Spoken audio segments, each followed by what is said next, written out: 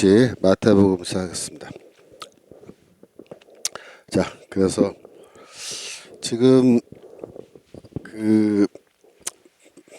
만약에 이제 민주당의 의도대로 대통령이 탄핵을 됐다고 칩시다. 그러니까 탄핵 소추가 국회에서 결정됐다고 칩시다. 그러면 이제 어떻게 되냐면 헌법재판소에서 재판을 해야 돼요. 근데 지난번 우리 박근혜 대통령 때는 헌법재판소에서 재판받을 때 이제 변호인단을 구성해서 치열한 이제 법적 공방을 했죠. 근데 이제 그거 할 때 사실 박근혜 대통령 자신은 거기에 대해서 적극적으로 자기 자신을 변호하지 않았어요. 제가 그때 참 그런 게 아쉬웠는데 한번 생각해 봅시다. 만약에 탄핵 소추가 돼가지고 윤석열 대통령이 이제 헌법재판소에서 재판을 받는다 그러면 변호인단도 물론 구성해서 변호인단과 함께 이제 싸우겠죠, 법정에서. 하지만 제가 보기에는 변호인단도 보다도 윤석열 대통령 본인이 나서서 아마 싸울 거예요. 본인이. 어떻게 싸우겠습니까? 자기는 우리나라가 풍전등화의 상황이고 그 종북 반국가 세력 때문에 나라가 지금 망하게 돼서 내가 계엄령 선포했다 이렇게 말했잖아요. 계엄령 포부령에서. 그러면 본인은 어떻게 자신을 변호해야 되냐면 내 말이 맞다. 왜? 이러한 증거가 있다라고 하면서 우리나라의 종북 반국가 세력이 누구인지를 분명하게 얘기하고 그 자기의 주장을 서포트할 수 있는 지지할 수 있는 증거들을 딱 제시해야 돼요. 쉽게 말하면 폭로로 해야 됩니다. 폭로. 대통령 자신이 자기가 알고 있는 많은 정보들이 있을 거예요. 그러니까 우리는 모르지만 대통령은 알고 있는 정보들이 많을 거라고요. 그러니까 이제 전 목사님이 자주 말씀하시는 그 USB, 그러니까 문재인이가 김정은한테 넘겨준 USB의 내용을 밝혀라 그렇게 해도 지금 못 밝히고 있잖아요. 통일부에서 해시놓은 게 이거 밝히면 큰일 난다 그래갖고 못 밝힌다고 할 정도로 거기에 무언가 중요한 기밀사항이 담겨서 김정은이한테 넘겨진 건데 대통령은 그러면 윤석열 대통령은 그거 궁금하지 않았겠어요? 그러면 대통령은 어떻게 해요? 그거 다 볼 수 있다고요. 그럼 야 그거 저기 그 안에 뭐 들어있었는지 갖고 와봐. 다 읽어볼 거 아니에요. 그럼 알게 된다고요. 그런데 그거를 대통령이 자기 입으로 공개하면은 그것도 이제 걸려요. 걸리는데 왜냐면 기밀 사항이기 때문에 그 뭐 기밀을 누설하면 안 되잖아요. 몇 급 기밀로 이렇게 분류돼 있을 거란 말이에요. 그런데 만약에 이제 제 생각은 이래요. 법정에서 이제 재판관들이 네가 종북 반국가 세력이란 말을 썼는데 그게 누구며 그런 말을 쓸 때 근거 자료가 있느냐 이렇게 할 때 있다고 말을 할까요? 있다고. 그럼 그게 뭐냐 그러면 그때는 공개할 거라고요. 왜?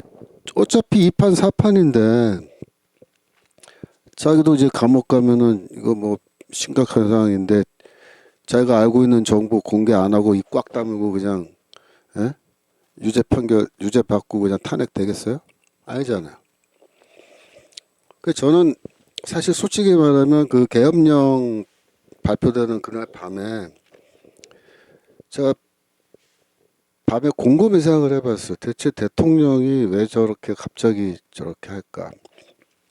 뭐 지금 여러 가지 이유가 있겠습니다. 저는 그날 밤에 즉각적으로 드는 생각은 윤 대통령이 저거는 거의 분신 자살하는 수준의 그건데 저렇게 하는 의도가 대체 뭐지? 그렇게 할 때 자기 한 몸을 불살라서 나라를 정말 구하겠다. 그런 생각이라면 대통령직을 내가 버리는 한이 있더라도 이 나라를 구하기 위해서 뭘 해야 돼요? 정보 공개를 해야 돼요. 자기가 알고 있는 모든 정보를 다 까발려 버려야 돼요. 터트려 버려야 돼요. 폭로해 버려야 돼요. 근데 대통령 현직에 남아서는 폭로를 못 해요. 하고 싶어도. 근데 탄핵 소출받아서 재판을 딱 받게 되면요. 자기가 뭐라고 주장했냐면 종북 반국가 세력 때문에 우리나라의 상황이 풍전등화다 이렇게 포고령에 말을 했기 때문에 그걸 놓고 법적 공방을 벌이게 될 거라고요. 저쪽에서는 터무니없는 주장이다 이렇게 주장할 거고 윤석열 대통령과 그의 변호인단은 앞으로 뭘 증명해야 돼요? 터무니없는 게 아니고 근거가 이렇게 많다라는 걸 증명해야 돼요. 그러면 생각해 보세요. 그 탄핵 심판이라는 게 하루 이틀 하는 게 아니고 박근혜 대통령 때도 상당 기간 했다고요. 근데 결국 나중에 이제 본인이 쉽게 말하면 포기해버리고 이렇게 한 게 많고 또 변호인들끼리 막 서로 말이 안 맞아가지고 서로 막 전략을 제대로 못 세우고 이래갖고 이제 망한 건데 아마 윤석열 대통령은 탄핵 소추해서 헌법재판소 가서 이제 법적으로 이제 재판 시작하고 변호인단 자기 어떤 아는 변호사들 능력 있는 사람들 다 꾸리겠죠. 그리고 이제 제일 중요한 거는 윤석열 대통령 본인이 변호인이에요. 거기서는 자기 스스로. 왜? 자기가 알고 있는 모든 정보가 다 이제 자기 주장의 근거 자료라고요. 그럼 그거를 네가 무슨 근거로 그런 주장했냐 그러면 내가 이제부터 말하겠다 하고 막 터트려 버리면요. 이거 그냥 보통 일이 아닐 거예요. 그러면 이제 언론은 어떻게 되겠어요? 언론은 그거 보도 안 할 수 없습니다. 그리고 제일 좋은 거는요. 헌법재판소 재판을 다 공개 재판을 하는 거예요. 실시간 중계를 해버리는 거예요. 그러면 저는 더 좋다고 봐요. 대통령의 자리에서는 말 못할 사안을 거기는 피고가 되면요. 헌법재판소에서 피고가 되면 왜 이 나라가 망할 수밖에 없는지 종북 반국가 세력이 누구며 그들이 지금까지 어떤 일을 했는지를 소상하게 밝히는 것 외에는 윤석열 대통령이 재판에서 이길 다른 길이 없어요. 그러면 어떻게 될 것 같아요? 재판이 열릴 때마다 새로운 폭로, 새로운 정보가 막 쏟아져 나오면서 아마 난리가 날 겁니다. USB는 물론이고 USB를 능가하는 인포메이션이 있을 수도 있어요. 그건 우리가 몰라요. 대통령만 알고 있는 굉장히 중요한 정보들 이런 거 막 터트린다고 생각해 보세요. 그러면요. 이재명이랑 민주당이 견딜 수 있을까요? 저는 그래서 어떤 면에서는 우리가 이제 일단은 대통령을 지킵니다마는 어떤 면에서는 탄핵 소추가 돼서 법원에 가서 한판 대판 붙고 그래서 거기서 막 다 폭로해버리고 그래서 신문에 막 난리가 나고 이 주장이 맞냐 틀리냐 놓고 막 전 국민이 진짜 패싸움을 하듯이 내란 직전까지 가면서 막 논쟁을 벌이고 적군과 아군이 쫙 갈리면서 중간에 이거 뭐야 하던 쉽게 말하면 중도층들이 야 이거 큰일 났었네 이거 지금 윤석열 대통령이 비상벨 울린 게 맞는 거잖아 이 정도면은 이렇게 해서 깜짝 놀라고 뒤로 나자빠질 정도의 그런 상황이 펼쳐지면요 그러면 광화문에 수많은 사람들이 다 튀어나올 겁니다 이제 헌법재판소 이제 재판을 매번 할 때마다 새로운 사실이 폭로되면 그래가지고 결국 여론이 다 뒤집어지고 그리고 헌법재판소에서 탄핵 무효 판정이 나면 어떻게 되죠? 탄핵 무효 판정되면 그러면 대통령은 다시 자기 직위로 돌아가는 거예요. 자기 직위로. 네. 그래서 저는 그것도 한판의 싸움이 될 수 있다고 봐요. 그러니까 우리가 대통령을 지금 지지하고 그 자리를 지키게끔 우리가 최선을 다해야 돼요. 일단은 탄핵이 안 되도록. 그런데 만약에 탄핵 소추가 이제 국회에서 배신자들이 나와가지고 한동훈이랑 저놈들이 배신 때려가지고 탄핵 소추가 되면 그 다음부터는 우리가 어떻게 집회를 해야 되냐면 대통령은 겁먹지 말고 헌법재판소에서 싸우시고 우리가 과문해서 버티고 있을 테니까 폭로하시라 그래. 폭로하라고. 반국가 세력이 누구인지 그들이 지금까지 어떤 일을 해왔는지 왜 대한민국이 지금 위기 상황인지 그걸 소상하게 법정에서 밝혀주십시오. 그렇게 우리가 밀어드려야 돼요. 그래서 그 싸움이 한 몇 달 갈 거예요. 그러면 네, 몇 달 갈 거예요. 그리고 그 사이에 헌법재판소 지금 그 멤버들도 교체되잖아. 2명인가 또 교체되고 이렇게 되기 때문에 제가 그래서 너무 낙심하지 말라 이렇게 말씀드립니다. 너무 낙심하지 말라. 예, 오히려 전화위복이 될 수도 있어요. 세웅지마. 어쩌면 만약에 생각을 해보세요. 만약에 대통령이 부정선거에 대한 완전한 그 자료를 확보해서 만약에 그걸 터트려 주면은 더 좋고요. 그러면 제일 좋고 만약에 대통령이 그게 확보가 안 됐는데 지금 만약에 계엄령 선포하고 이거는 거의 뭐랄까 불구덩이에 들어간 거거든요. 대통령도 불구덩이에 들어가고 자기 목숨 걸고 지금 뭔가 한판 싸움을 하려고 이렇게 한 것 같은데 그러면 한판 싸움이란 게 첫 번째 플랜 A는 부정선거 자료 이거 증거 잡아서 공개하는 것. 그래서 완전히 아까 말씀드린 것처럼 문재인 정부 그러니까 2020년 국회 때부터 지금까지 만든 모든 법안이 자동 폐기되게 되는 거. 그거 엄청난 일이고 엄청난 승리죠. 만약에 근데 그게 플랜 A가 안 됐을 경우에 플랜 B가 있지 않았겠느냐. 플랜 B는 그럼 뭐냐? 아마도 헌법재판소에서 피고의 입장에 서서 대차게 싸우는 겁니다. 대차게.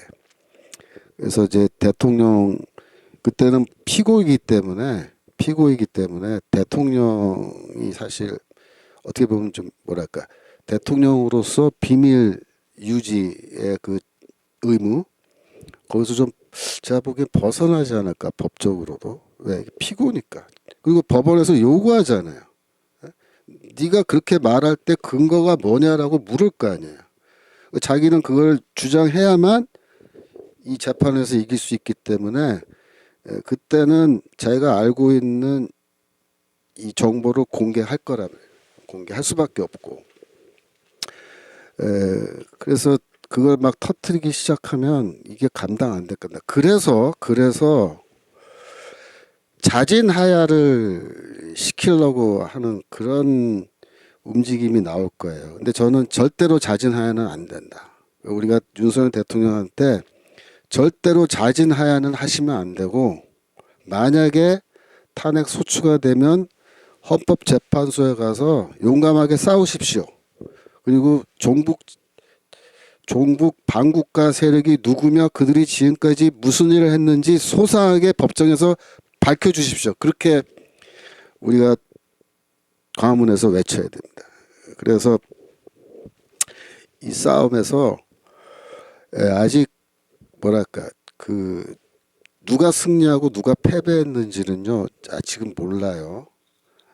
이게 싸움이 길어요. 그래서 그 싸움을 했을 때에 저는 우리가 더 승산이 있다고 만약에 그렇게 붙으면 그렇게. 그래서 윤석열 대통령은 절대로 박근혜 대통령처럼 그렇게 맥없이 탄핵 재판에서 맥없이 지지 않을 거예요. 이렇게 허물어지지 않을 거고 그 변호인단들도 윤석열 대통령이 뭐 검사로 평생 살았으니까 자기 위해서 싸워줄 수 있는 자기와 함께 한편 할 수 있는 자기 후배들 뭐 변호사들로 쫙 해가지고 한판 싸울 거고 그리고 지금 국방부 장관 체포됐고 지금 다 갔잖아요. 근데 여기 이 재판이 똑같은 재판이에요. 이 재판이 그러니까 지금 뭐 국방부 장관 재판 따로 뭐 행정부 장관 재판 따로 이렇게 가게 되겠지만 결국은 윤석열 대통령이 만약에 헌법재판소에서 이제 재판 받게 되는 상황이 벌어지면은 이 모든 재판은 같은 재판이에요. 윤석열 대통령이 무죄 판결 받고 헌법재판소에서 무죄 나와가지고 다시 대통령직에 복귀해 버리면 그러면 또 뒤집어지는 거예요. 그러면 진짜 뒤집어지는 거예요. 무슨 말인지 아시겠어요?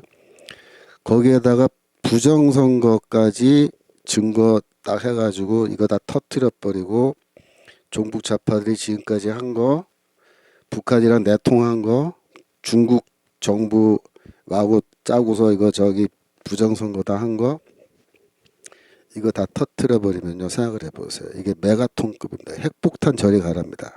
핵폭탄. 그러면은 뭐 부정선거까지 해서 다 끝나는 거예요. 이게 만약에 탄핵 심판에서 모든 정보가 다 공개돼 가지고 재판관들도 생각을 해보세요. 헌법재판관도 아마 좌파 재판관들도 있겠지만 그 안에 이 정도 증거가 나왔는데 이거를 유죄를 때려 너희가? 예? 그렇게 못하거든요. 국민들이 다 공개돼서 알게 되면. 그러면 결국은 대통령이 다시 대통령직에 복귀하면 그러면은 그때는 진짜 혁명적인 상황이 발생하는 겁니다. 국회 다 해산해버리고 2020년부터 만든 모든 법안 다 무효 처리해버리고 원점으로 돌려버린 거예요. 문재인 정부가 해놓은 거 모든 거 원점 돌아가 버리고 그러면은 만약에 그러면 윤석열 대통령은 역사의 길이 남을 대통령이 될 겁니다. 역사의 길이 남을 대통령. 우리나라를 뭐랄까 정말 구한 위기에서 구한. 정말 이 혁명 일어날 수 있어요. 그러니까 전 목사님께서 혁명이란 말씀을 오랫동안 하셨는데 역시 선지자다. 역시 선지자 맞다. 지금 같은 상황은 지금 혁명적 상황이 발생을 한 겁니다. 그래서 이 싸움에서 어느 쪽이 승리할지는 몰라요. 그러니까 쟤네들은 지금 윤석열 대통령을 탄핵해서 헌법재판소로 넘기면은 자기들이 승리할 거라고 생각을 하죠. 만만하지 않을 거예요. 제가 보기에는 윤석열 대통령이 그렇게 흐물흐물하게 거기서 그냥 고개 숙이고 나 살려주십시오. 그럴 것 같지는 않아요. 그러면은 한판 붙는 건데 정말 그게 어떻게 될까요? 자 보기엔 그래요. 그래서 이게 자 그래서 그 윤석열 대통령 그 계엄령 포고령에 보면요 아주 의미심장한 대목이 뭐냐면 나를 믿어달라고 그런 거예요. 나를 믿어달라. 저는 그 대목에 아주 좀 뭐랄까 진심이 느껴져요. 대통령이. 여러분들이 놀라고 또 뭐 하여튼 지금 굉장히 이럴 텐데 나를 믿어달라. 시간이 좀 걸리겠지만 내가 반드시 이 종북 반국가 세력을 제거하고 우리나라를 바로 세울 테니까 나를 믿고 기다려달라 그랬거든. 기다려달라. 그래서 기다려달라, 믿고 기다려달라. 그게 대체 무슨 뜻일까? 여러분들 생각해 보세요. 믿고 기다려달라라고 하는 말이 그냥 한 말이 아니라면 뭔가 좀 장기적인 느낌이 그렇잖아. 장기적인 어떤 나름대로의 보관 플랜이 있고 그 사이에 나라가 좀 많이 어려워지고 혼란도 있고 이렇게 하겠지만 결국은 내가 저놈들을 다 때려잡고 정상화 시키겠다 이 얘기거든요. 정상화 시키겠다. 그러니까 지금 불구덩이로 지금 들어가는 건데 예를 들어서 정말로 헌법재판소 탄핵 소추받아서 재판소로 들어가면 피고로 들어가는 거잖아요. 피고로 대통령이 그것도 피고로 들어가는 건데 그거를 감수하고도 거기서 만약에 살아서 돌아오고 그래서 나라를 정상화시킬 수 있다면 그럼 그것도 하나의 구국의 길이다 이렇게 본 게 아닌가. 제가 너무 낙관적으로 보나요? 여러분 어떻게 생각해요? 저는 그날 밤에 여러 가지 생각을 많이 했는데 저는 그런 생각을 했어요. 그날 밤에 이거는 내가 윤석열 대통령의 입장에 서서 한번 생각을 해보는 건데요. 이런 보관을 가지고 지금 가는 건가? 한판 싸우겠다는 거거든요. 이거는 선전포고란 말이야. 선전포고. 이게 비상벨은 국민들한테 비상벨이고 쟤네들한테는 너가 죽든지 내가 죽든지 한번 해보자라고 선전포고한 거예요.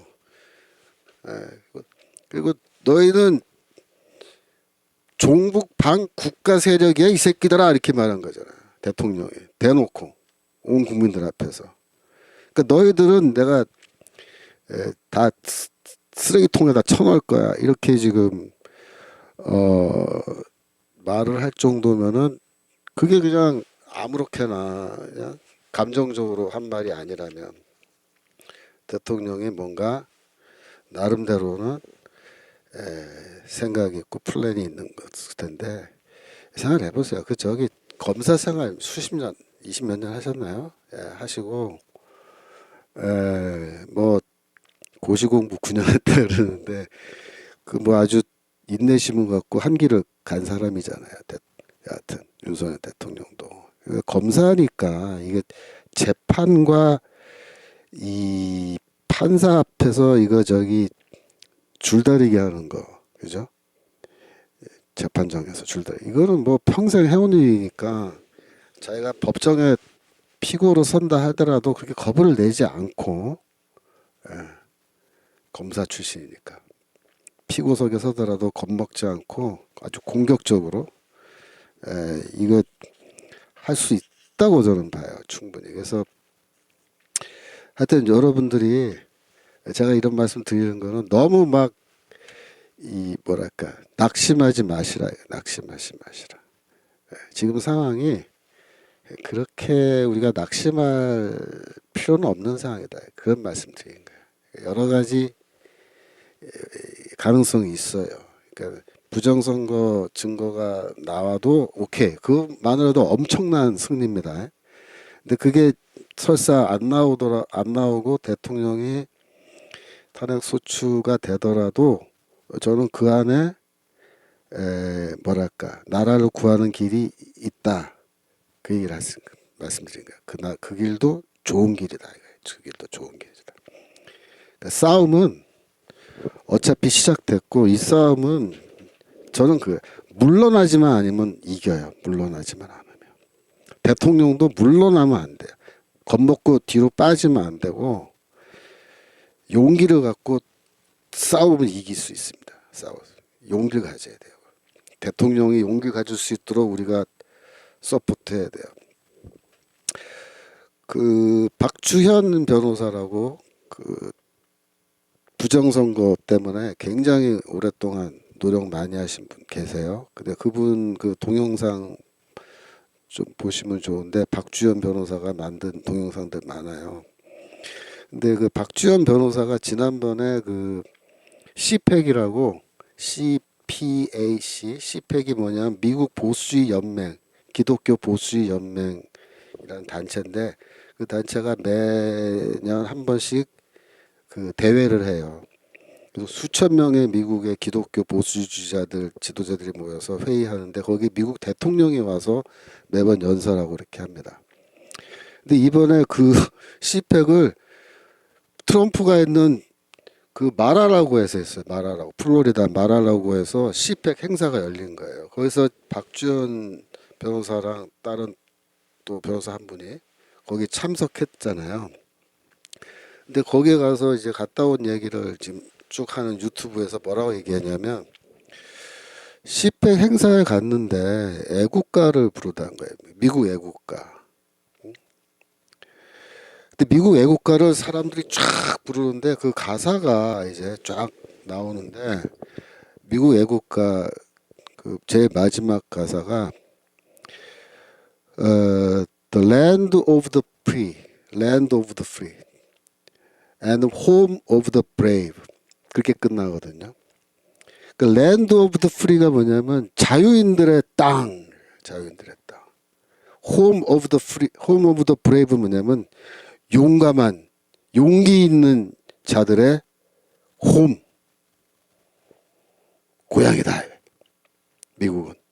근데 이 변호사 말씀이, 박주현 변호사 말씀이 자기는 홈 오브 더 브레이브란 말에서 너무나 큰 감동을 먹었다.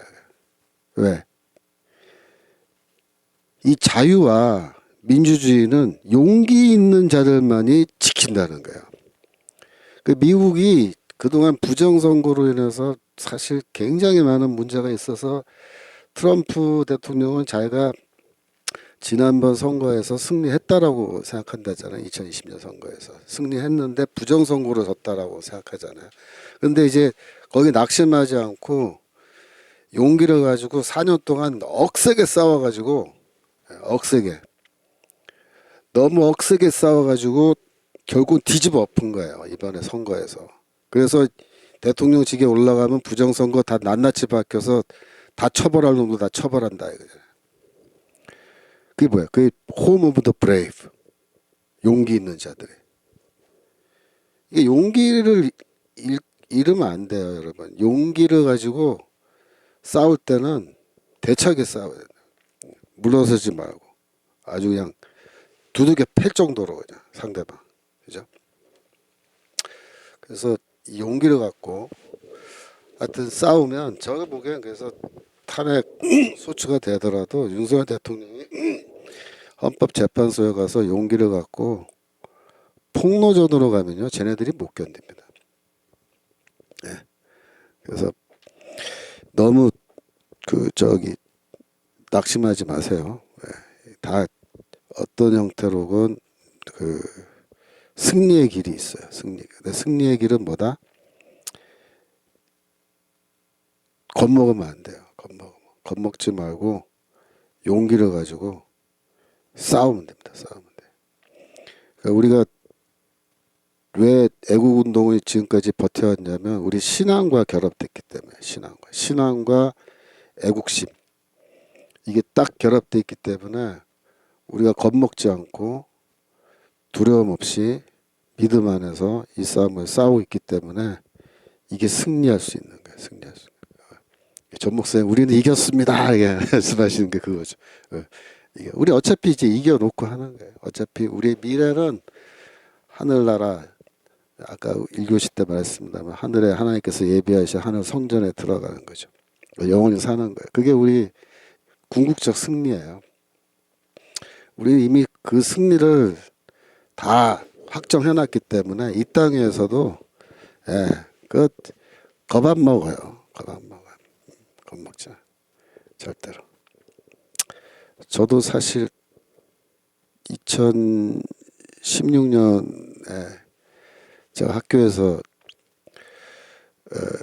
박근혜 대통령 옹호하고 저 촛불 집회 비판하고 막 그랬더니 학교에서 제가 한 발언들을 문제 삼고 학생들이 막 데모하고 학생들이 플랜카드를 써서 학교에 걸었어요. 뭐라고 그런지 아세요? 김철원 교수는 물러가라. 그렇게 빨간색 글씨로 플랜카드 써서 걸어놨더라고요. 제가 예배드리러 채플에 들어가려고 그러면요. 채플 걸어가는데 그 앞에 애들이 마스크에 다 끼고 침묵식이라고 하면서 이거 팻말 들고 서 있는 거예요. 뭐라고 써있어요? 김초롱은 물러가라. 그렇게 써서 데모하는데 제가 그 애들 쭉 서 있는데 그 앞을 지나서 제가 예배실 들어가고 그랬어요. 그때 뭐 제 편 드는 교수가 누가 있어요? 한 명도 없어요. 마음으로 뭐 저 응원하지만 표시도 못해요. 그때 아무도. 그래서 뭐 징계 먹고 그죠? 뭐 언론에서도 뭐 저 지금도 여러분도 김초롱이라 치면 뭐 별의별 기사 다 떠요.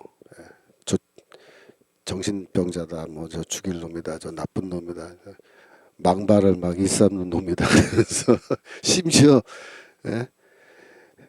문화일보에 저기 순복음계열에 문화일보까지도 저를 그런 식으로 공격하고 기독교 신문들 뭐 저기 그 뭐야 그 저기 엉터리 그 기독교 언론 그 뭐야 요새 보지도 않아서 생각도 안 나네.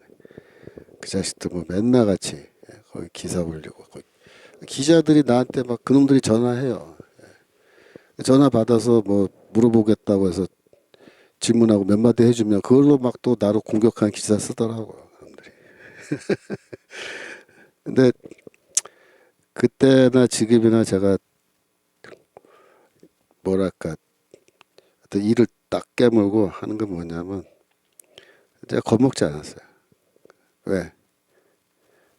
저는 하나님만 겁내지 인간은 겁나지 않아요. 누구도 솔직히 까놓고면서 그게 뭐 제가 타고난 건 아닌데 제가 목회하면서 제가 깨달은 거예요. 인간을 두려워하면 망하겠구나. 목회할 때도 그렇더라고요. 인간 두려워하면요 목회 못해요. 하나님만 두려워해야지. 그러면 돼요. 하나님 두려워하고 목회하면요 할 말 다 하고 살아요. 할 말 다 하고. 그래서 용기를 갖고 싸우면요 이깁니다. 그러니까 지금 우리 상황이 그렇게 비관적이지 않습니다. 왜냐하면 죄는 저놈들이 죄를 다 졌어요. 반국가 행위는 저놈들이 다 한 거라고. 우리가 움츠러들 필요가 없어요.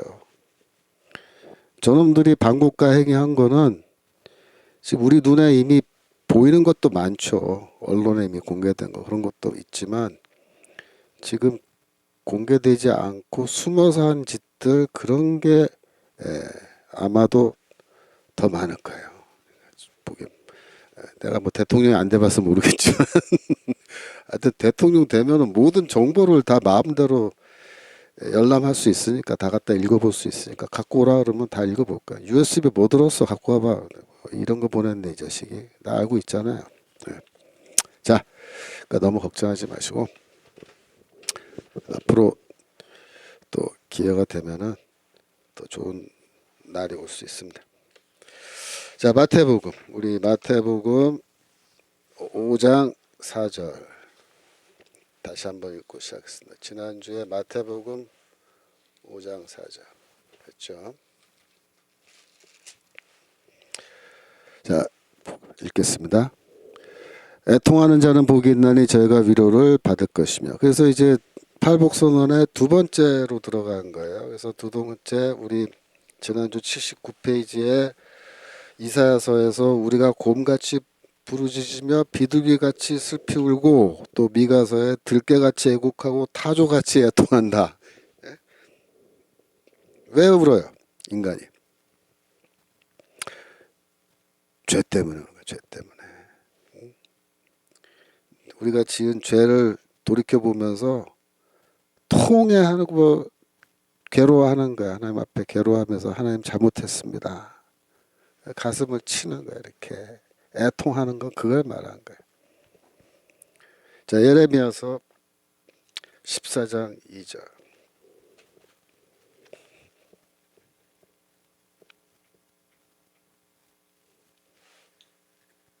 예레미야서 14장 2절. 유다가 슬퍼하며 성문의 무리가 곤비하여 땅에 앉아 애통하니 예루살렘의 부르짖음이 위에 오르도다. 왜 애통해요? 하나님의 심판을 받아서 죄 때문에 그죠? 부르짖는 거예요. 애통하는 거예요. 예레미야서 34장 5절.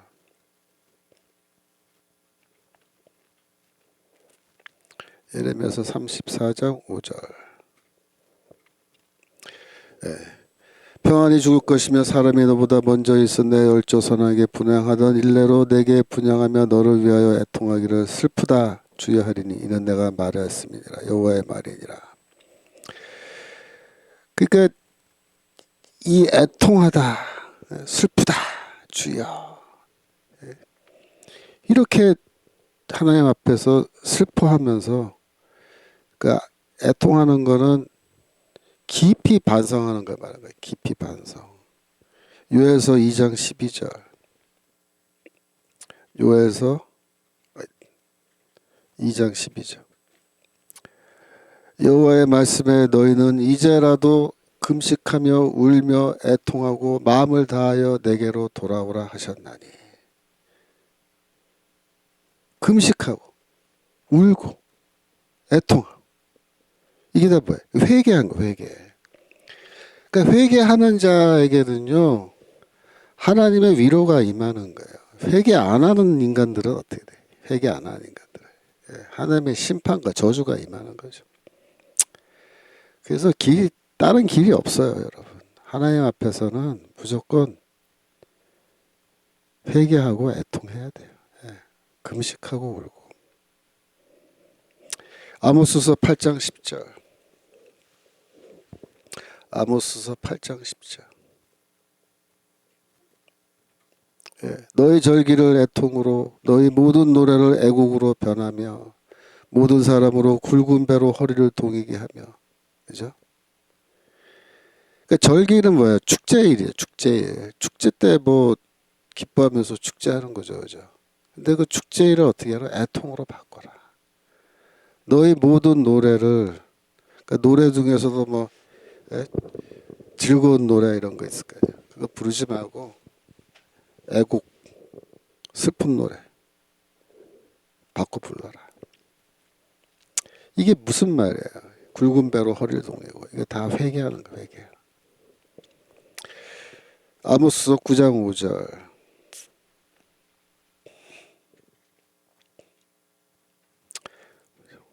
여호와의 주 만군의 여호와는 땅을 만져 높게 하사 무릇 거기 거한 자로 애통하게 하시며 온 땅으로 하수에 넘침같이 솟아오르며 애굽강같이 낮아지게 하시는 자요. 그 땅이 막 녹아버려서, 그죠? 그 땅을 다 빼앗기는 거예요, 인간들이. 그래서 이제 애통하고, 그래서 낮아지게 한다. 낮아지게 한다. 지난 그 가난한 자 할 때 다 말씀드렸죠. 하나님이 낮아지게 하신다고. 낮아지면요 애통하게 돼 있어요. 낮아지면 애통하는 거예요. 스가랴서 12장 11절.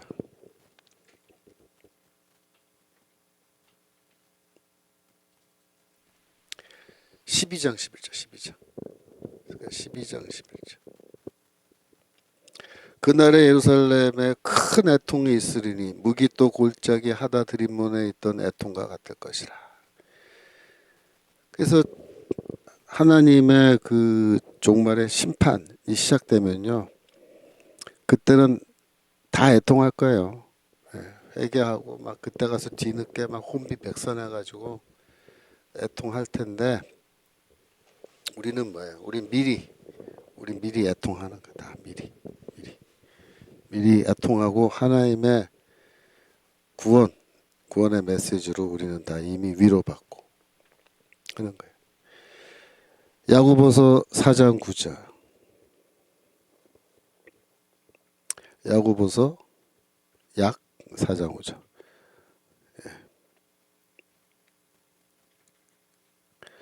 슬퍼하며 애통하며 울지어다. 너희 웃음을 애통으로 너희 즐거움을 근심으로 바꿀지어다. 주 앞에 낮추라. 그리하면 주께서 너희를 높이시리라. 그죠? 이제 이해되시죠? 이렇게 슬퍼하고 울고 하나님 앞에서 회개하고, 그죠? 주 앞에서 낮아지는 거예요. 그러면 주께서 너희를 높여주신다. 주께서 너희를 위로하실 것이다. 그죠? 그 같은 말이에요. 같은 말이에요. 같은 말. 아모스서 참 야고보세요. 요한복음 16장 20절.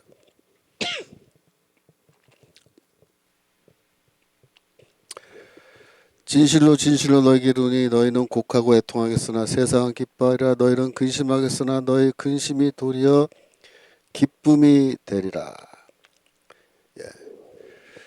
그래서 세상과 우리는 다르죠, 그죠? 근데 이제 너희가 애통하고 근심하지만 곧 하나님께서 기쁨으로 바꿔주신다. 이렇게 바꿔주신다. 그 지금 여러분들이 보시기에 어때요? 한국 교회가 이런 상태로 계속 나가면요, 이건 옛날 미국 교회 90년대 다 망했거든요.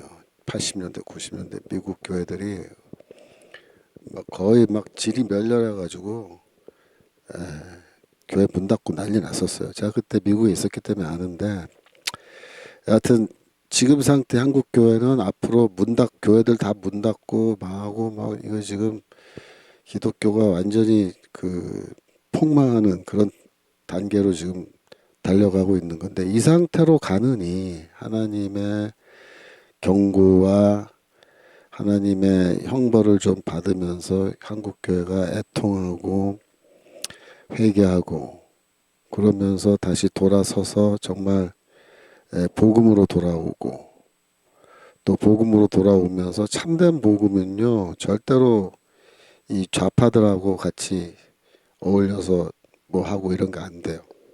교회가 참된 복음으로 돌아오면 말 안 해도 다 우파 세력이 되게 돼 있어요. 그래서 교회가 애국하고 그렇게 되면 근심이 기쁨이 되는 거죠, 그죠? 근심이 기쁨 되는 겁니다. 그래서 지금 상태, 상처가 이제 다 골마가지고 골마 있는 건데, 이거를 짜내야 돼요. 짜내야 돼. 상처를 짜내고 고름을 짜내고 이거를 찢어가지고 그 썩은 거 다 도려내고 다시 꼬매고 이래가지고 아물어야 돼. 아물어. 그러면 다시 건강해지잖아요. 그런 거 똑같은 거예요. 그러니까 지금 대통령이 그날 말한 거는 지금 우리나라가 수술 받아야 된다 그 얘기예요. 대한민국이 수술. 왜? 암덩어리들이 여기 지금 다 박혀가지고 그대로 놔두면 이거 지금 대한민국 혼수 상태로 가고 지금 그냥 사망 판정 바로 난다 이거예요. 그러니까 어떻게 되냐? 수술해서 이 암덩어리 도려내야 된다 그 얘기한 거예요. 근데 윤석열 대통령은 내가 한번 수술해 보겠다 이렇게 얘기한 거거든요. 날 믿어달라. 좀 기다려다. 인내심을 갖고 저를 믿고 기다려 주시면 제가 반드시 국가를 정상화하겠습니다. 이렇게 얘기했잖아요. 그러니까 나름대로는 우리가 알지 못하지만 직접 만나서 얘기 안 해봤으니까 추측이긴 하지만 아마도 나름대로는 그런 어떤 자기 자신을 던지는 불구덩이로 지금 뛰어들어가는 그런 심정으로 그 계엄령 선포를 한 게 아닌가. 그렇다면은 우리가 좀 인내심을 갖고 윤석열 대통령을 지켜볼 필요가 있다. 이렇게 보는 겁니다. 그래서 위로를 받을 것이며라고 했는데 애통한 자는 복이 있나니 그들이 위로를 받을 것이며 할 때 이게 위로하다라는 동사가요. 이게 파라칼레오 동사인데요. 이게 위로하다라는 뜻이 있고 뭐 또 권면하다, 호소하다 그런 뜻도 있는데 여기서 그냥 위로하다가 맞죠. 그죠? 이게 미래 수동태 위로를 받을 것이다. 이게 돼 있어요. 이게 수동태인데 그 의미상의 주어는 나타나 있지 않잖아요. 그래서 이제 이런 수동태를 능동태로 바꾸면 주어가 드러나요. 그러니까 그들이 위로를 받을 것이며 누가 그들을 위로할 거냐? 능동태 문장으로 바꾸면 거기에 주어는 하나님이에요. 내가 너희를 위로할 것이다. 그렇게 돼 있다고요. 내가 하나님이 그들을 위로할 것이다. 그래서 이런 형태의 수동태를 우리가 신적 수동태, divine passive, 영어로 divine passive, 신적 수동태다 이렇게 말해요. 수동태인데 의미상의 주어가 하나님. 하나님께서 그들을 위로해 주신다. 근데 위로는 뭐겠어요? 위로는 구원이에요. 구원. 그들을 구원해 주시는 거예요. 구원해 주시는 거예요. 그러면 그게 위로받는 거예요. 하나님의 위로는 뭐 인간이 하는 위로랑 틀려요. 우리 인간은 위로할 때 어떻게 아 그래 아유 어떡하냐 힘들어서 그래, 고생 많지 힘내 뭐 이런 게 위로잖아요. 근데 하나님이 주시는 위로는 그런 그뭐 힘들지 뭐 고생 많지 그래 힘내라 그런 정도 위로가 아니고 하나님이 주시는 위로는 내가 널 구원할게. 내가 너를 하늘에 있는 성소 내가 예배해 놓은 성소로 영원한 집으로 너를 데려갈게. 넌 거기서 영원히 살아. 내가 너를 거기 심을게. 이렇게. 그게 위로예요. 그 위로. 그래서 천국이 저희의 것이며 하고 그들이 위로를 받을 것이며 다 똑같은 말이에요. 다 구원해 주시겠다는 거예요. 구원해 주시겠다. 구원의 메시지. 이사야서 40장 1절. 이사야서 40장 1절. 너희 하나님이 가라사대 너희는 위로하라 내 백성을 위로하라. 그러니까 여기에서 위로하라라는 말이 두 번 나왔어요. 이게 똑같은 단어예요. 파라칼레오. 근데 여기서는 하나님이 선지자를 향해서 너가 가서 위로의 메시지를 전해라 그렇게 되어 있어요. 위로의 메시지. 2절 보시면 정다이 예루살렘에 말하며 외쳐 고하라 그 복역의 때가 끝났고 그 죄악의 사함을 입었느니라.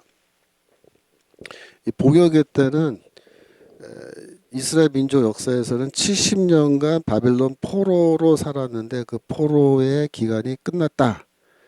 그래서 너희들이 조상들의 죄 때문에 또 그 당시에 이스라엘 죄 때문에 이제 끌려간 거죠. 근데 후손들이야 거기서 태어났으니까 이제 바벨론에서 70년 동안 살면서 그 사람들에게 이제 얘기하는 거죠. 너희 조상들 때문에 내가 끌려와서 포로로 사는데 그 죄 이제 다 용서됐다. 그래서 유대교 신학에서는요. 유대교 신학에서는 이 그 형벌, 이 땅에서 받는 형벌이 그 죄를 용서하는 그런 기능이 있다 그렇게 봤어요. 왜냐하면 형벌은 그 죄에 대한 대가로 받는 거잖아요. 이 땅에 살아 있는 동안에 이미 그 형벌을 받았으면 그만큼은 죄가 용서됐다 이렇게 되는 거예요. 그 죄악의 사함을 입었다. 그러니까 70년 동안 그 10년 동안 거기 포로 생활했으니까 그만큼은 죄의 용서는 이미 받은 거다. 우리말로 하면 계산 끝난 거다 그런 뜻이 계산 끝난 거다. 예, 계산 끝난 거다. 감옥 가셔서 예수님 믿으면 승리. 그거 맞는 말이에요. 윤석열 대통령이 사실 예수 제대로 믿었으면 벌써 좋은 대통령 됐을 거예요. 근데 제가 지금 조금 말씀드리면 윤석열 대통령이 대강 초등학교 출신이에요. 신설동에 있는 대강 초등학교. 그걸 내가 왜 하냐면 제가 그 학교에서 공부했었어요. 초등학교 5학년 때까지. 우리 저희 위에 누나가 있는데 2살인데 저희 누나도 그 대강 초등학교 출신인데 윤석열 대통령이랑 저희 누나가 같은 학년이었어요. 우리 누나가 그 윤석열 대통령이 자기랑 2번 정도, 그러니까 1학년부터 6학년까지 있는데 그 학교가 전교가 학년에 그 반이 3개밖에 없어요. 60명씩에서 180명, 한 학년에 180명밖에 없는데 6학년 때까지 이렇게 반을 섞어가면서 하다 보면은 2번 이상 같은 반이 돼요. 그래서 저희 누나가 어렸을 때 윤석열 대통령 기억이 난대요. 키가 컸대요. 그때도 키가 크고 저 뒤에 항상 키가 큰 애들 뒤에 앉잖아요. 뒷줄에 앉아가지고 있는데 좀 싱겁고 이렇게 뭐랄까 하여튼 그랬대요. 근데 하여튼 대통령으로 나왔는데 제가 그 말씀을 왜 드리냐면 그 대강 초등학교가 대강 고등학교, 대강 중학교 그 신소동에 캠퍼스가 같이 있어요.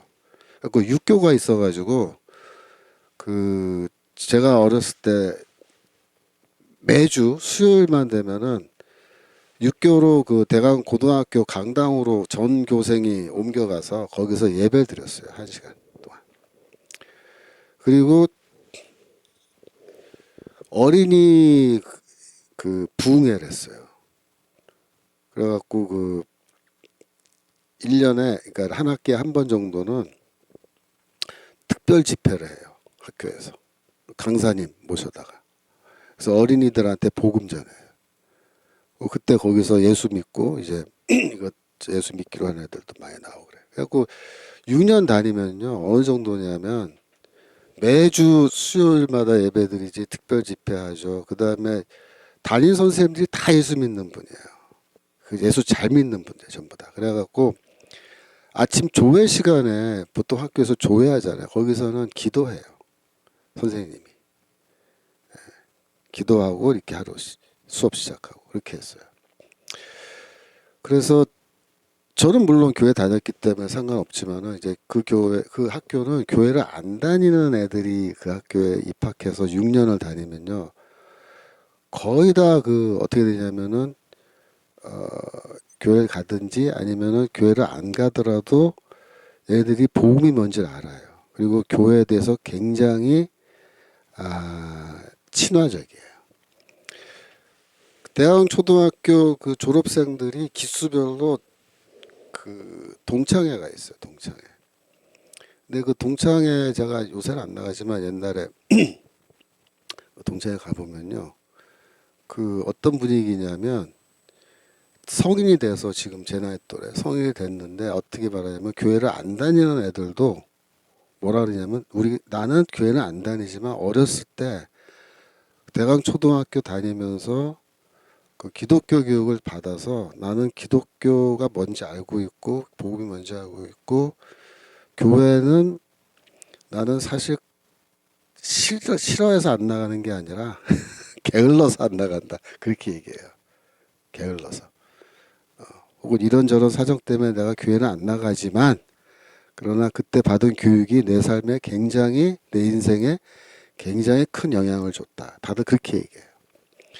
제가 그런 면에서 보면 윤석열 대통령은 교회를 물론 열심히 다니시지는 않았지만 그래도 신앙이 뭔지 알고 있고 성경도 제법 알고 있고 기독교에 대해서 반감이 있는 게 아니라 호감이 굉장히 많은 그런 상태인데 사실 결혼을 해서 안 믿는 또 무속신앙에 빠진 여자랑 결혼을 하는 바람에 저렇게 됐어요. 만약에 예수 잘 믿는 여자 만나서 결혼했으면요 교회 생활 열심히 하고 신앙생활 했을 거예요. 그러면 더 좋은 대통령 됐을 것 같은데 안타깝습니다. 그래서 감옥 가셔서 만약에 예수 믿으면 승리한다. 그것도 틀린 말 아니에요. 그래서 저는 윤석열 대통령 개인을 보면은 좀 고난이 생겨서 삶에 고난이 생겨서 어려운 가운데 다시 하나님을 만나시고 신앙이 회복되면 참 좋겠다. 그럼 구원받을 수 있으면 좋겠다. 그런 생각합니다. 그래서 여러분 기도해 주시고 대통령 네 분이 이번 기회를 통해서 하나님을 만나고 복음을 믿게 되는 역사가 있게 되기를 그래서 예수 믿고 구원받게 되기를 그렇잖아요. 대통령 하면 뭐예요? 구원도 못 받으면 아무 쓸모 없잖아요. 대통령도 구원받고 그러면은 더 영적으로 눈이 띄어져서 우리 광화문하고 더 가까워질 거예요. 광화문하고도 더 가까워지고 교회의 이 지도자들이 하는 말을 귀담아 듣게 된다고요.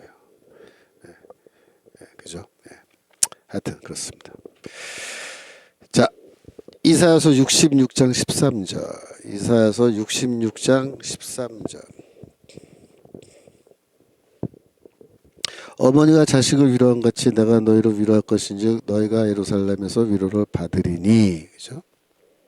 그러니까 하나님은 어머니가 자식을 위로함 같이 내가 너희를 위로할 것이다. 그렇게 말. 근데 여기 이제 66장 7절 올라가 보시면은 거기 이제 시온산이 애 낳는 얘기 나오죠. 제가 이 얘기를 많이 했죠. 그래서 시온산이 아이를 낳는데 8절 계속 많이 낳아서 민족과 나라를 낳는데 하나님의 민족, 하나님의 백성을 낳는 거다 그랬잖아요. 그래서 이 9절 계속해서 해상케 하겠고 11절 젖먹여 키우겠고 12절 젖을 빨 것이며 너희가 옆에서 안기며 그 무릎에서 놀게 할 정도로 하나님이 이 시온산을 시켜서 자녀를 낳고 젖먹여 키우고 하는 건데 이게 사실은 바울하고 관련이 있다 그랬죠. 바울. 그래서 바울이 해산의 수고로 하여 하나님의 백성을 출산하고 젖을 먹여서 키우고 엄마로서 제가 다 이전에 갈라디아서 공부할 때 말씀 많이 드렸죠. 엄마로서 바울이 역할을 하는데 이게 왜다? 바로 이 시온산 역할을 바울이 하는 건데 이 바울이 주의 백성들을 위로한다. 어떻게 위로하느냐? 하나님께로부터 받은 위로로 백성들을 위로하는데 복음으로 위로하는 거예요. 복음으로. 그래서 13절 어미가 자식을 위로한 같이 내가 너희를 위로할 것인즉 너희가 예루살렘에서 위로를 받으리니. 그때 이 예루살렘은 땅 위의 예루살렘이겠어요? 하늘의 예루살렘이겠어요? 하늘의 예루살렘. 하나님이 예비하신 하나님의 성전 도시. 그죠? 하나님의 성전 도시 하늘의 예루살렘에서 우리가 궁극적으로 위로를 받는다. 그때 그 위로는 뭐라 그랬어요? 구원이라 그랬죠. 구원. 그래서 하나님이 우리를 위로해 주신다. 바울은 바로 그런 관점에서 어머니 노릇하면서 성도들을 사랑하고 보살피는 어머니의 역할을 다 했고 그가 복음으로 주의 백성을 위로한 거는 곧 뭐다? 하나님이 주의 백성을 위로하는 거랑 똑같은 거다. 이렇게 똑같은 거다. 그죠? 네. 어디로 가냐면 이사야서 60장 21절.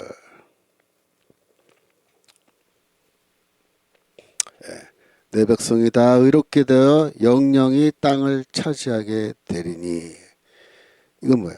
미래 하나님의 이신칭의 그 복음으로 하나님이 주의 백성들을 다 의롭다고 인정해 주시고 그들이 영원히 땅을 차지한다 그러는데 이때 이 땅은 이 현재 이 세상의 땅이 아니고 뭐야? 하늘나라는 거야, 하늘나라. 하나님의 하늘의 예루살렘을 우리가 차지하게 된다. 여러분 이 땅에 이거 뭐 땅떼기 이거 뭐 저기 받아봐야 아무 소용 없어요.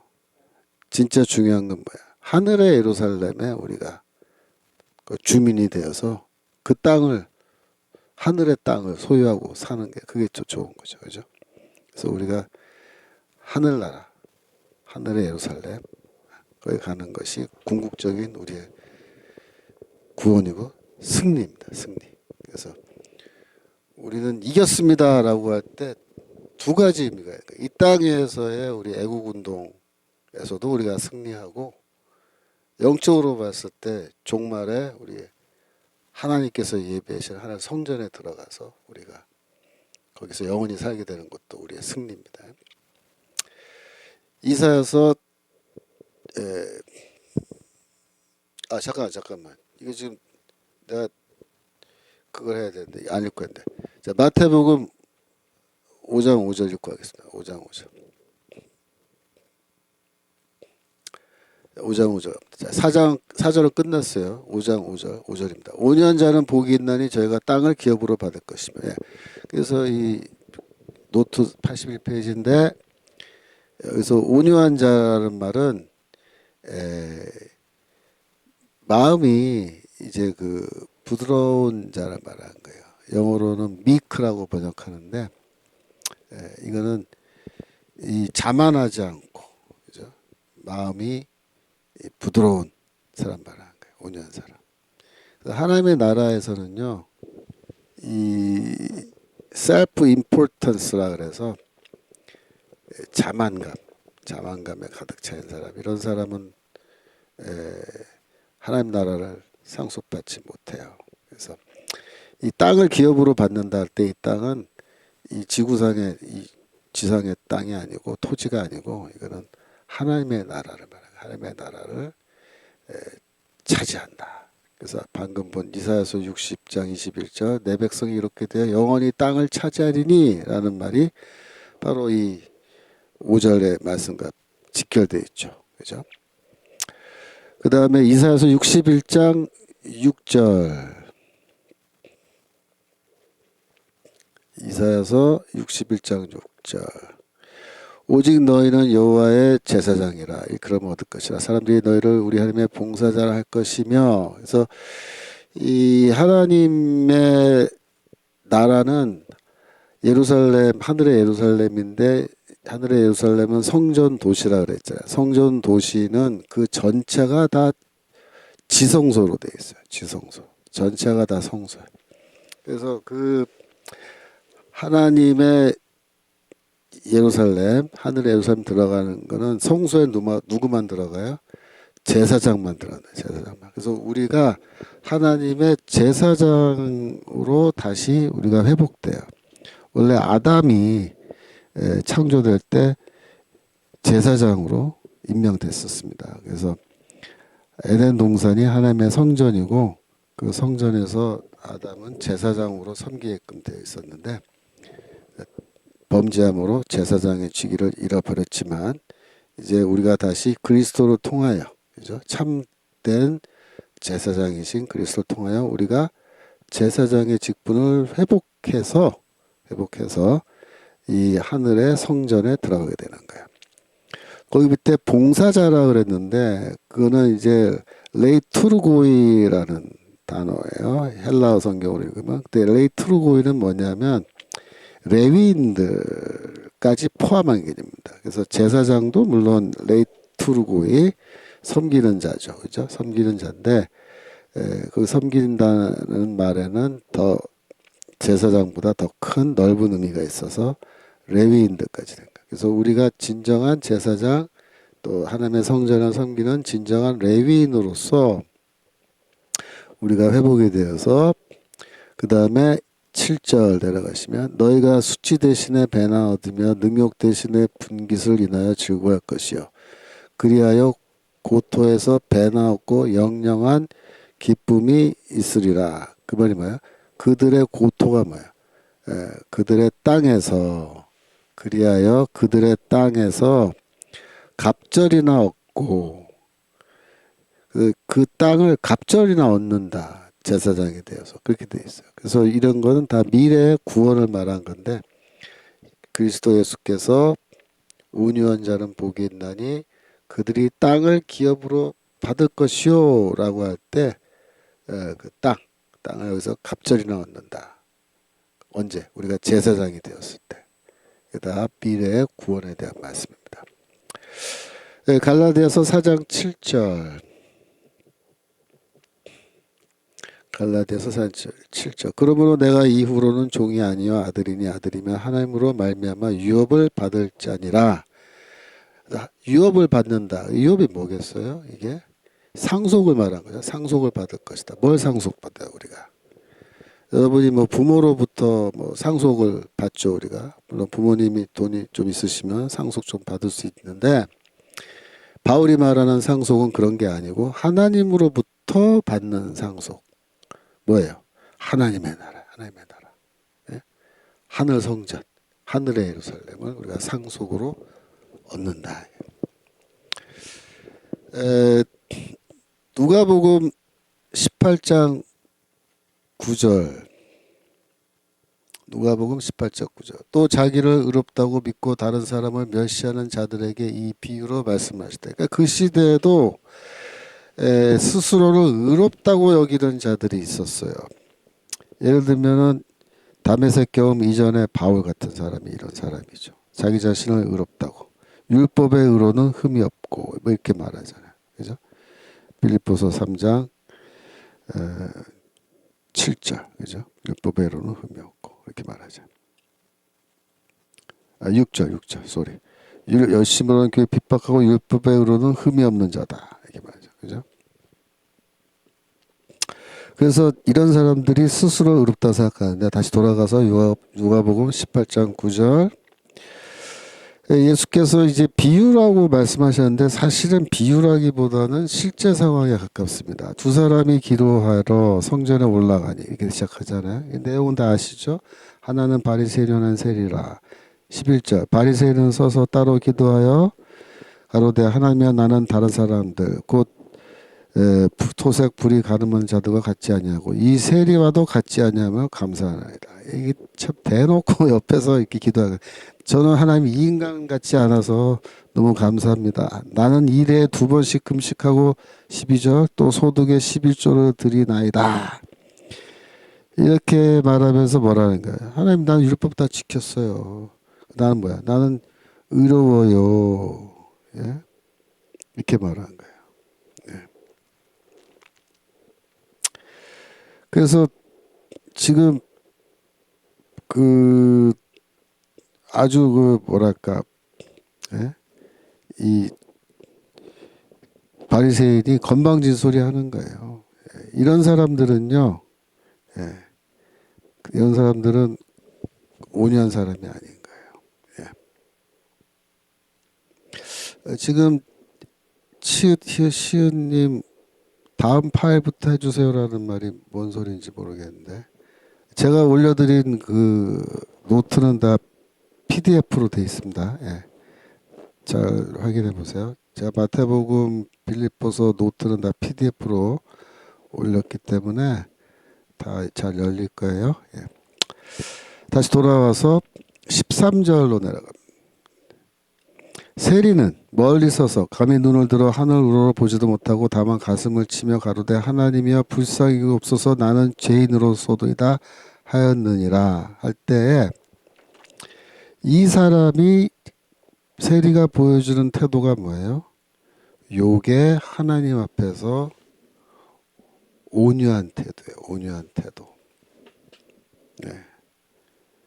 14절 내가 너에게 이르노니 이 사람이 저보다 의롭다 하심을 받고 집에 내려갔느니라. 무릇 자기를 높이는 자는 낮아지고 자기를 낮추는 자는 높아지라. 자, 자기를 낮추는 자가 어떤 사람이에요? 그게 온유한 자예요. 온유한 자. 그러니까 온유한 사람은 어떤 사람이냐면 하나님 앞에서 자신을 낮추는 사람이에요. 낮추는 사람. 머리 숙이는 사람. 그게 온유한 사람. 그러면 어떻게 된다? 하나님의 나라를 상속받는다. 땅을 기업으로 받는다. 뭐야? 땅을 상속으로 받는다. 아시겠죠? 자, 마태복음 5장 6절. 마태복음 5장 6절. 의에 줄이고 목마른 자는 복이 있나니 저희가 배부를 것이며. 자, 여기 보세요. 의에 줄이고 목마른 자다라고 할 때 이 말을 우리나라 목사님들이 또 신학자들이 이거를 잘못 해석해서 어떻게 해석했냐면 사회 정의, 경제 정의로 해석한 거예요. 그래서 사회 정의를 외치고 경제 정의를 외치는 자들이 누구냐? 의에 줄이고 목마른 자다. 이렇게 해놓은 거예요. 그러면 성도들이 어떻게 해야 돼요? 네. 사회 정의 외치고 경제 정의 외치는 사람들이 다 돼야 되잖아요. 좌파가 되는 거예요. 좌파 기독교. 이딴 식으로 성경을 엉터리로 해석했기 때문에 대한민국 교회가 망한 겁니다. 예. 의에 줄이고 의에 목마른 자는요 어떤 사람이냐면은 사회정의 부르짖는 사람이 아니에요. 이거 진짜 성경 해석할 때 특별히 신약 성경 해석할 때 구약 성경으로 돌아가서 구약 성경의 맥락에서 신약 성경을 해석해야 된다고 제가 늘상 말씀드리잖아요. 이게 대표적인 경우예요. 그렇게 안 하면 예? 엉터리 해석이 돼가지고 이게 결국 교회를 멸망의 길로 끌고 들어가는 거예요. 빌립보서 강의 노트요? 빌립보서 강의 노트 PDF로 안 돼 있어요? 우리 저기 지금 확인 좀 해주세요. 네, 빌립보서 강의 노트 잠깐 확인하고 갑시다. 예. 제가 PDF로 안 됐나요? 예. 잠깐만요. 지금 확인하고 있습니다. 제가 처음에 잘못 올렸다가 PDF로 바꿔달라고 해서 아마 바꿨을 건데. 예. 설교학교 지금 들어가고 있어요.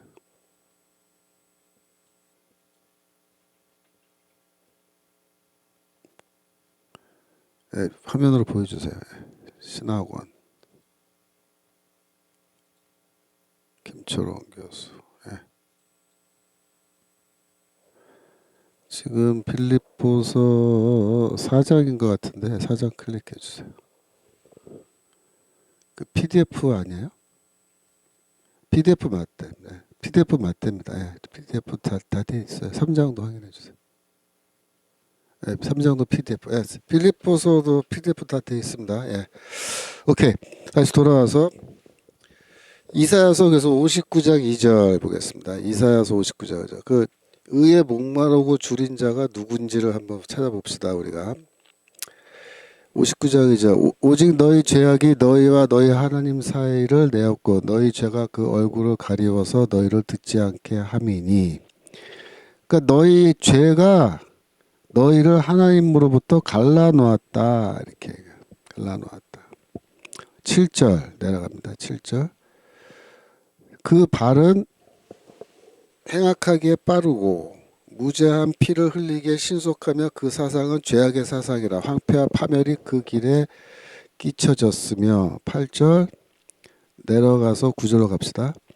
그러므로 공평이 우리에게서 멀고 의가 우리에게 미치지 못한즉 우리가 빛을 바라나 어둠뿐이여 밝은 것을 바라나 캄캄한 가운데 행함으로. 그래서 그러므로 공평이라고 되어 있는데 그게 뭐냐면 정의예요. 정의. 의예요. 의. 그러므로 의가 우리에게서 멀고 의가 우리에게 미치지 못한다. 그렇게 되어 있습니다. 공평과 의는 사실 동의해요. 그러니까 츠다카랑 체막 뭐 이런 두 개 단어인데 그게 사실 뭐 공의, 정의 이렇게 번역을 하기도 하고 여러 가지 하지만 다 필요 없고 그냥 의예요. 의. 의가 우리에게 멀고 의가 우리에게 미치지 못한다. 그러니까 의가 멀다, 의가 미치지 못한다. 그게 무슨 뜻이에요? 예. 의가 결국은 없다. 그러니까 의가 없다. 우리에게 의가 없다. 왜? 앞에 나왔잖아요. 예? 죄악이 너희를 하나님으로부터 갈라놓았고 너희 발은 행악하게 빠르고 생각은 악한 생각밖에 없다. 너희가 의로우냐? 의롭지 않죠. 당연히. 의는요 우리에게 없어요. 우리 근처에도 없고. 그래서 어떻게 돼 있어요? 그걸 어떻게 표현하는 거예요? 의에 줄이고 목마른 자로 표현하는 거예요. 의가 있으면 좋겠는데 의가 없다는 거예요. 그래서 10절 보세요. 우리가 소경같이 담을 더듬으며 눈 없는 자같이 두루 더듬으며 낭에도 황혼떼같이 넘어진 우리는 강장한 자 중에서 죽은 자 같은지라. 우리가 그래서 비유적으로 말해서 이 소경같이 됐다. 소경같이. 눈먼 사람처럼. 의가 없어가지고. 이사야서 46장 12절. 이사야서 46장 12절. 너희 마음이 완악하여 의에서 멀리 떠난 너희여 나를 들으라. 마음이 완악하죠. 온유하지 않단 말이에요. 의에서 멀리 떠났대요. 무슨 말이에요? 의가 없다는 거. 의의 근처도 못 갔다는 거예요. 의 근처도. 그걸 예수께서 어떻게 표현하시냐면 야, 이 의가 없는 너희들아, 의가 없는 자들아, 이렇게 말을 해도 되죠. 근데 그거를 더 리얼하게 극적으로 표현하신 거예요. 의에 줄이고 목마른 자, 이렇게 의에 줄이고 목마른 자. 이사야서 64장 5절. 예. 그 3강까지 했는데 4강이 안 열려 있었군요. 예. 그 3강 다시 한번 잘 열어보세요. 열릴 텐데 안 열릴 리가 없었는데. 예. 그 방법이 있을 거예요. 잘 안 되시더라도 찾으시면 됩니다. 자, 5절 64장 5절 주께서 기쁘게 의를 행하는 자와 주의 길에서 주를 기억하는 자를 선대하시거늘 우리가 범죄함으로 주께서 진노하셨사오며 이 현상이 이미 오래됐사오니 우리가 어찌 구원을 얻을 수 있으리까. 참 뭐 너무 리얼하게 표현하죠. 예. 어찌 우리가 구원받을 수 있겠습니까. 6절 대저 우리는 다 부정한 자 같아서 우리의 의는 다 더러운 옷 같으며 우리는 다 쇠폐함이 잎사귀 같으므로 우리의 죄악이 바람같이 우리를 몰아가나이다. 그죠? 어려운 말 쇠폐함은 뭐냐? 잎사귀 같이 시든다 이거예요. 시들은 잎사귀 같으므로 그런 말이에요. 그래서 우리는 다 부정한 자 같아서 우리의 의는 더러운 옷 같다 그래서 더러운 옷 같다. 흰 옷이 의로운 옷이라면 더러운 옷. 예? 그래서 우리의 죄악이 바람같이 우리를 몰아가나이다. 죄가 우리를 확 광풍처럼 우리를 몰아서 우리는 잎사귀같이 그 바람에 광풍에 휩쓸려가는 그런 연약한 존재들입니다. 하나님. 그죠? 우리의 의는 다 더러운 옷 같고. 이것도 아주 문학적이고 리얼한 표현이죠. 근데 이것보다 더 리얼한 표현이 뭐예요? 의에 줄이고 목마른 너희여. 그거예요. 의에 줄이고 목마른 너희. 이사야서 51장 4절.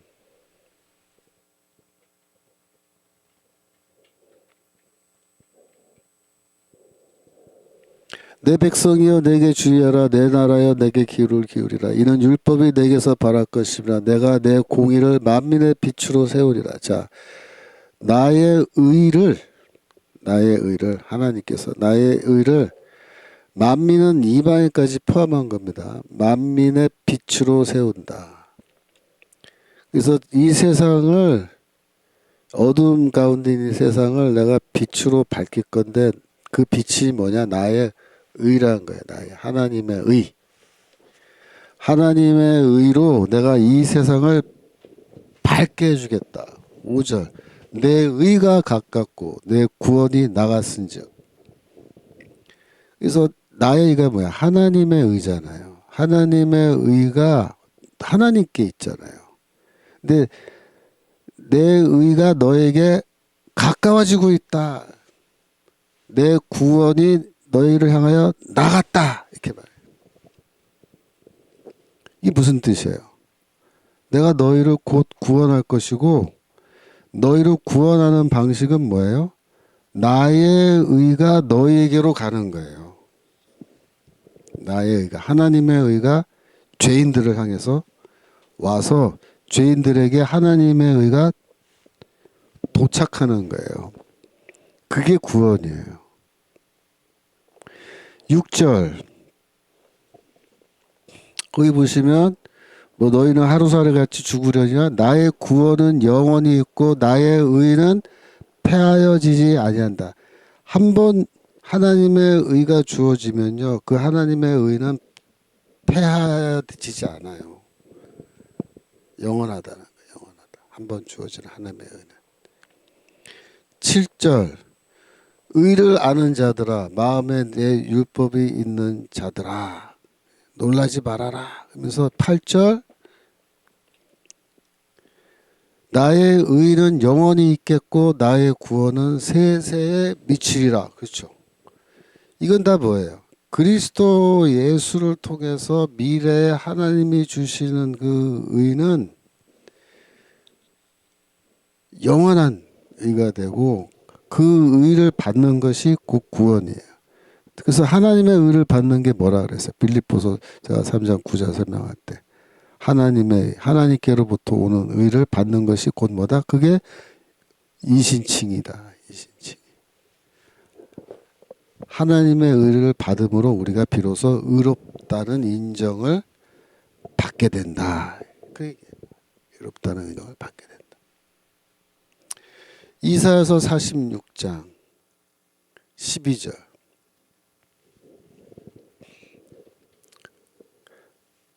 마음이 완악하여 의에서 멀리 떠난 너희여 나를 들으라. 내가 나의 일을 13절 내가 나의 일을 가깝게 할 것인즉 상고가 멀지 아니하니 나의 구원이 지체치 아니할 것이라. 보세요. 의가 없는 자들에게 하나님이 의를 어떻게 하신다고요? 가깝게 한다. 서로 상고는 서로 거리가 멀지 않다. 멀지 않다. 가까워진다. 곧 구원이 가까워진다. 그 얘기를 하신 거예요. 이제 머지않아서 내가 곧 구원을 너에게 베풀겠다. 뭐 그런 뜻인데 그 구원을 하시겠다는 말을 의를 주시는 것으로 하나님의 의에 그것도 나의 의니까 하나님의 의를 우리에게 주시는 것이 곧 구원이에요. 구원. 그러니까 바울이 말하는 이신칭의 복음은 이사야서에 이미 다 나와 있다. 제가 그렇게 누누이 말씀드렸죠. 그렇잖아요. 예. 이사야서 59장 15절 15절 보시면 성실이 없어짐으로 악을 떠난 자가 탈취당한도다. 여호와께서 이를 감찰하시고 그 공평이 없는 것을 기뻐하지 아니하시고. 공평이 뭐라 그랬어요? 의라 그랬죠. 의. 그러니까 우리에게 의가 없는데 그 모습을 보고 하나님이 기뻐서 박수치지 않는다. 우리가 의롭지 않고 우리에게 의가 없다는 것을 하나님께서 다 감찰하고 알고 계세요. 모르고 계신 게 아니고 알고 계세요. 근데 그것들 또 기뻐하지 않으세요. 어떻게 보면 안타까워하신다. 16절 사람이 없음을 보시며 중재자 없음을 이상히 여기셨으므로 자기 팔로 스스로 구원을 베푸시며 자기의 의를 스스로 의지하사. 그러니까 하나님의 의를 가지고 구원을 베푸신다. 그 얘기야. 스스로 의지한다. 자기 팔로 스스로 구원을 베푸시며 자기의 의로 스스로 의지한다. 이 말은 하나님의 의를 가지고 하나님께서 직접 우리에게 구원을 베풀어 주신다. 17절 의로 호신경을 삼으시며 구원을 머리에 써서 투구를 삼으시고 보수로 옷을 삼으시며 열심을 입어 겉옷을 삼으시고. 이게 사실 에베소서에 나오는 그 전신갑주, 그죠? 믿음의 전신갑주의 원형이 이거예요. 원래 하나님이 전신갑주를 입으시고 우리를 구원하기 위해서 출동하신다는 거예요. 그래서 호심경은 뭐냐면 이거죠. 가슴판이죠. 가슴판. 가슴을 보호하는 이 판. 갑옷이죠. 갑옷. 의로 갑옷을 삼으시고 구원을 투구로 삼으시고 머리에 투구로 쓰시고. 보수는 뭐냐면은 심판을 말하는 거예요. 그런데 심판은 이제 그 보수는 대갚아 주는 건데 예를 들어서 뭐 선행에 대해서 악행에 대해서 대갚아 주는 그걸 보수라 그러는 거예요. 보수. 그래서 이거 심판하러 오신다 그런 뜻이에요. 열심을 입어 겉옷을 삼으셨다. 하나님의 열심은요, 하나님의 그 진노를 또 말하기도 해요. 진노, 열심. 그래서 이게 심판하러 오시는데 한편으로는 구원이고 한편으로는 심판인 거예요. 왜? 다 구원 안 하시잖아요. 구원 받을 사람은 구원하시고 심판 받을 사람은 심판하시기 때문에 이렇게 이중적으로 나타난 겁니다. 에, 이사야서 30장 18절. 이사야서 30장 18절. 그러나 여호와께서 기다리시나니 이는 너에게 은혜를 베풀려 하시며 일어나시리니 이는 저희를 긍휼히 여기려 하심이라. 대저 여호와는 공의의 하나님이시라. 무릇 그를 기다리는 자는 복이 있다. 그래서 여기서 의의 하나님이잖아요. 공의의 하나님. 이때 하나님이 긍휼히 여기시면서 하나님은 의의 하나님이니까 그를 기다리는 자는 복이 있다. 그 말은 뭐야? 하나님이 우리를 구원하시고 우리를 긍휼히 여기실 것이니까 기다려라. 하나님께서 오시는데 하나님은 의의 하나님이라서 의를 가지고 오신다. 의를 가지고. 그래서 하나님의 의를 우리에게 주시면 그게 뭐다? 그게 구원이다. 이해되죠? 그러니까 여러분들이 이렇게 설명을 들으시면 구약성경 구절구절이 쉽게 이해가 되실 거예요. 그래서 이런 설명을 자꾸 반복해서 들으시다가 여러분이 스스로 이제 구약성경 뭐 이사야서건 어느 서건 읽으시면 예전에 읽던 것보다 훨씬 더 쉽게 의미가 살아나면서 구약성경을 이해하실 수 있게 됩니다. 이사야서 45장 8절. 이사야서 45장 8절. 너 하늘이여 위에서부터 의로움을 비같이 듣게 할지어다. 궁창이여 의를 부어 내릴지어다. 땅이여 열려서 구원을 내고 의도 함께 움돋게 할지어다. 나 여호와가 이 일을 창조하였노라 그랬는데요. 하늘 위에서 의를 비같이 듣게 할지어다 그랬는데요. 의를 뿌릴지어다 그럽니다. 의를 뿌리다. 의를 뿌릴지어다.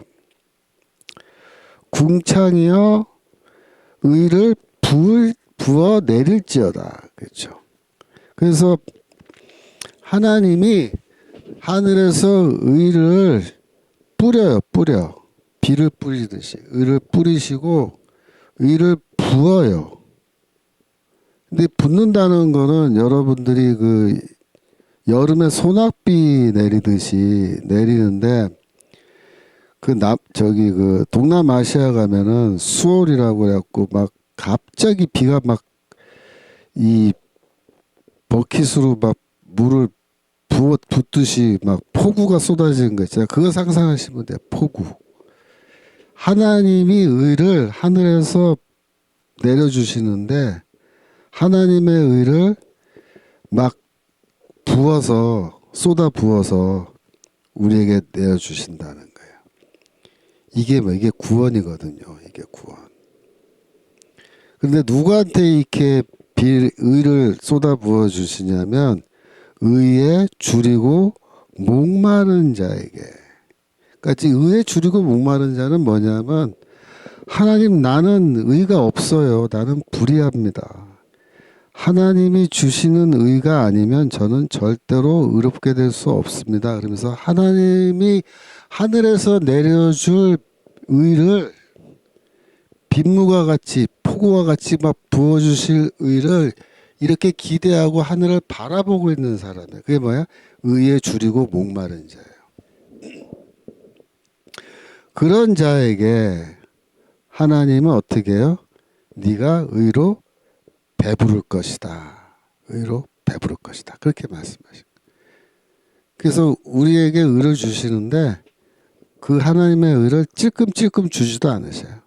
찔끔찔끔도 아니고 막 부어주셔서 우리가 목마른 상태라면 배고픈 상태라면 물 겨우 한 잔 밥 한 공기가 아니고 물을 그냥 수영장 같이 너 마시고 싶은 대로 마셔. 하나님의 의. 잔치를 베풀어 주시고 먹고 싶은 대로 다 먹어. 너 배고프지? 굶주렸지? 의에 시커 먹어. 할 정도로 넉넉하게 우리에게 의를 주셔서 의로 우리를 배부르게 하신다. 그렇게 말씀하시고 얼마나 놀라운 말입니까? 이게 무슨 사회정의, 경제적이랑 무슨 관계가 있어요? 이 미친놈들아. 예? 의에 줄이고 목마른지 아시겠죠? 자, 시간 다 됐습니다. 제가 기도하고 마치겠습니다. 하나님 아버지, 오늘도 이 말씀으로 저희가 위로받고 또 말씀으로 용기를 얻게 하시니 감사합니다. 우리가 이 나라를 다시 바로 세우고 교회를 바로 세우는 이 싸움에서 낙심하지 말게 하시고 용기를 잃는 게 아니라 용기 백배하여 한 걸음도 물러서지 아니하고 용감하게 싸워서 승리하게 하여 주시옵소서. 우리 앞에 세워주신 정광훈 목사님 하나님께서 붙들어 주시고 이 건강을 하나님께서 특별히 붙들어 주시옵소서. 그래서 육체적으로도 영적으로 더 강건하여 우리 앞에서 진두지휘할 때 어려움 없게 하시고 우리 정 목사님에게도 더욱 용기 백배하여 이 싸움에서 우리 모두를 승리로 이끌 수 있도록 주여 축복하여 주옵소서. 감사드리며 예수 그리스도 이름으로 기도합나이다. 아멘. 수고하셨습니다. 다음 주에 우리 다시 공부하겠습니다. 안녕히 계십시오.